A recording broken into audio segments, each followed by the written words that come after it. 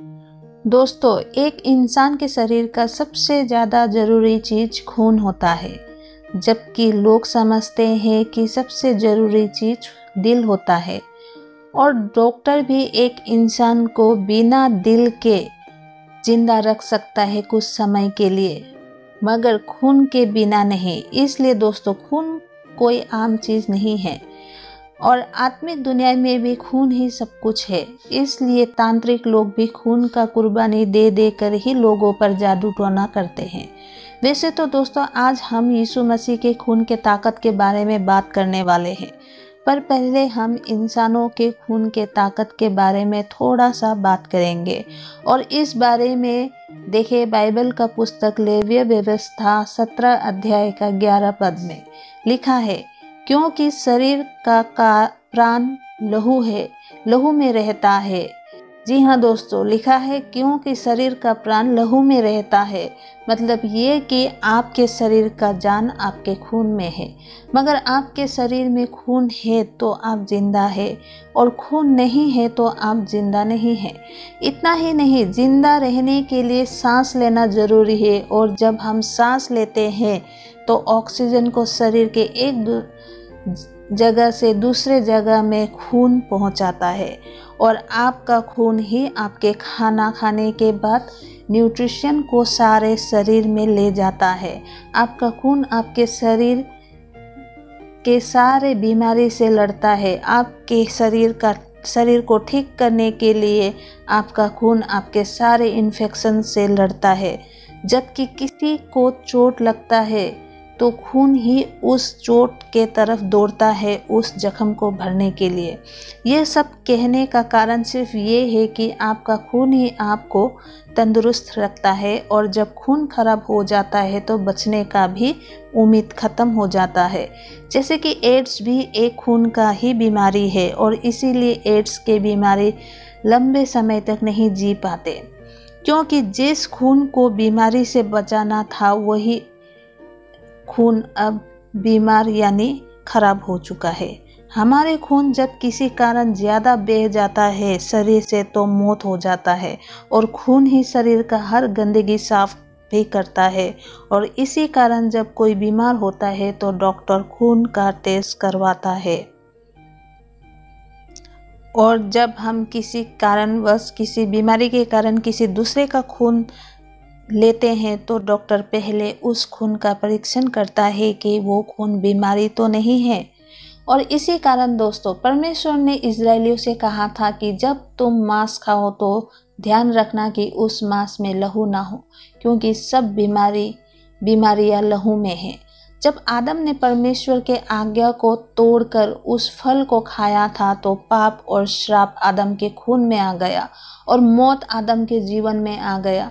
और इसीलिए जो इस धरती में पैदा होता है वो इंसानी पाप के ही कारण पैदा होता है, और इसीलिए पापी ही पैदा होता है, क्योंकि पाप और श्राप हमारे पुरखों से हमारे खून में चला आ रहा है। अब दोस्तों, हमें इस पाप और श्राप से कोई बचा सकता है तो सिर्फ वही बचा सकता है जिसका खून पाप से आज़ाद है, जिसका जन्म किसी इंसानी पिता के द्वारा न हुआ हो। इस धरती पर जितने भी पैदा हुए हैं वो सब पापी है, किसी का भी खून साफ नहीं है, और इसीलिए हम एक दूसरे को बचा नहीं सकते। हमें एक ऐसा इंसान का ज़रूरत है जिसका खून पाप से आज़ाद हो, जिसका खून पापी ना हो और वो बिल्कुल प्योर हो, जिसका जन्म इंसानी बाप के द्वारा ना हुआ हो। दोस्तों, इस धरती पर सिर्फ यीशु मसीह का खून ही इस दुनिया में पाप और श्राप से आज़ाद है, यानी निष्पाप है खून यीशु मसीह का, क्योंकि यीशु मसीह का जन्म किसी इंसानी बाप के द्वारा नहीं बल्कि परमेश्वर के द्वारा हुआ था। सिर्फ यीशु मसीह का खून ही हमें पाप और श्राप से बचा सकता है। परमेश्वर ने इजरायलियों को लहू पीने से मना किया था, चाहे मीट में हो या किसी भी तरह। लहू पीना बाइबल में सख्त मना है, और ये आज्ञा इजरायली लोग हजारों सालों से मान रहे थे। जब भी वे कोई जानवर का मांस खाते थे तो ध्यान रखते थे कि उसमें कोई लहू ना हो। पर 2000 साल पहले मत्ती 26 अध्याय का 27 पद में यीशु मसीह ने कटोरा लेकर उसे धन्यवाद दिया और अपने चेलों को देकर कहा कि तुम सब इसमें से लेकर पियो, क्योंकि ये वाचा का मेरा वो लहू है जो बहुतों के पापों के क्षमा के निमित्त बहाया जाता है। दोस्तों, हजारों साल में ऐसा पहली बार हुआ कि जब परमेश्वर ने कहा हो कि जो लहू मैं तुम्हें देता हूँ इसे तुम पी सकते हो, क्योंकि ये लहू पापों से आज़ाद है, बीमारियों से आज़ाद है और श्राप से आज़ाद है। दोस्तों, हम इंसानों के पाप भरे खून को सिर्फ यीशु मसीह का पाप रहित खून ही आज़ाद कर सकता है।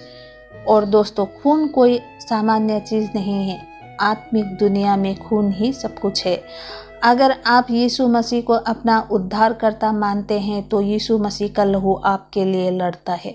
यीशु का लहू आपके छुटकारे और चंगाई के लिए लड़ता है। बाइबल बताता है कि लहू बोलता है। जब हाबिल का हत्या उसी के भाई कैन ने जेलसी के कारण कर दिया था, तो बाइबल बोलता है कि उसका लहू धरती से परमेश्वर को पुकारने लगा। हाबिल का लहू उसके खिलाफ किए गए अपराध के लिए बोल रहा था कि उसकी दोषी को सजा दी जाए। फिर 4000 साल बाद जब परमेश्वर का एकलौता बेटा क्रूस पर था, तो उस समय यीशु मसीह का लहू भी पुकार रहा था, पर वो लहू हमारे सजा के लिए नहीं बल्कि हमारा माफ़ी क्षमा के लिए पुकार रहा था। दोस्तों, अगर एक आम से इंसान के दोहाई को परमेश्वर ने सुना और वैसे ही किया जैसा उसने मांगा, तो परमेश्वर एक लौते पुत्र यीशु मसीह के खून की दोहाई को क्यों नहीं सुनेगा। यीशु मसीह का लहू आज भी हमारे चंगाई और श्राप और पाप से छुटकारे के लिए बोलता है, चिल्लाता है। और सबसे खुश खबर ये है कि हमें अपने आशीष और चंगाई के लिए, अपने छुटकारे के लिए कोई रीति रिवाज करने का कोई ज़रूरत नहीं है, कोई कुर्बानी करने की कोई ज़रूरत नहीं है। ज़रूरत है तो सिर्फ यीशु मसीह पर विश्वास करने और उसे अपना उद्धारकर्ता मानने की। तो दोस्तों, आज का मेरा मैसेज इतना ही था। Please like, share and subscribe कीजिएगा और मेरे अगले वीडियो आने तक आप सबको जय मसीह की।